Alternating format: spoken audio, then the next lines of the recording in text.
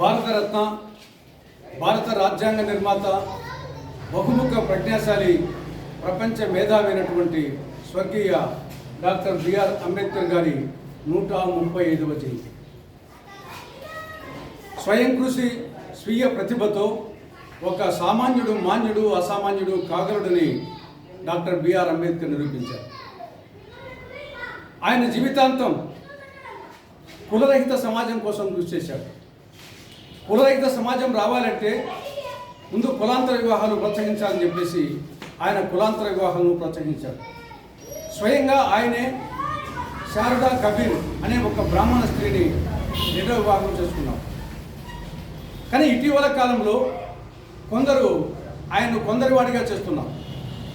అంబేద్కర్ అందరివాడు, కానీ కొందరు తమ స్వార్థ ప్రయోజనాల కోసం ఆయన కొందరివాడిగా చేస్తున్నారు.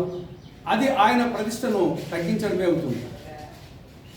డాక్టర్ అంబేద్కర్ గారి నాయకత్వంలో భారత రాజ్యాంగ సౌధం ప్రజాస్వామ్యం, లౌకికవాదం, సామ్యవాదం, గణతంత్ర రాజ్యం, సర్వసత్తాక దేశం అనే 5 స్తంభాల మీద న్యాయం, స్వేచ్ఛ, సమానత్వం, సౌభ్రాతృత్వం అనే 4 దూలాల మీద నిర్మించబడింది భారత రాజ్యాంగ సౌధం. గత అనేక సంవత్సరాలుగా ఈ రాజ్యాంగ సౌధాన్ని కాంగ్రెస్ పార్టీ, కాంగ్రెస్ ప్రభుత్వాలు కాపాడుకుంటూ వచ్చాయి. కానీ ఇటీవల కాలంలో మోడీ గారు ప్రధానమంత్రి అయిన తర్వాత ఈ రాజ్యాంగ సౌధానికి ఉన్నటువంటి ఆ 5 స్తంభాలు, ఆ 4 దూలాలు బీటలు వారుతూ ఉన్నాయి. ఇది ఇలాగే కొనసాగితే అచిర కాలంలో ఈ స్తంభాలు, ఈ దూలాలు పడిపోయే ప్రమాదం ఉంది. అదే జరిగితే ఈ భారత రాజ్యాంగ సౌధమే కూలిపోతుంది. అందులో ఉన్న 147 కోట్ల భారత ప్రజానీకానికి ప్రమాదం జరుగుతుంది.